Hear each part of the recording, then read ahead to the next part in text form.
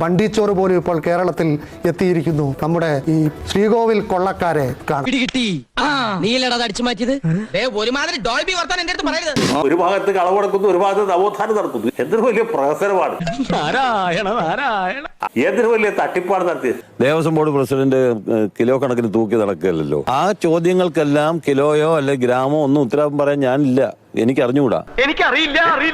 ശബരിമല അയ്യപ്പന്റെ ഒരു തരി സ്വർണം, കനലൊരു തരി മതി, വല്ലാത്ത തണുപ്പ്. ആരും കാക്കാൻ പറ്റില്ല, ആരെ കൊണ്ടും കാക്കാൻ പറ്റിയില്ല. അതാണ് കുറെ ആളുകളുടെ നേതൃത്വത്തിൽ നല്ല രീതിയിൽ കക്കാൻ പറ്റിയത്.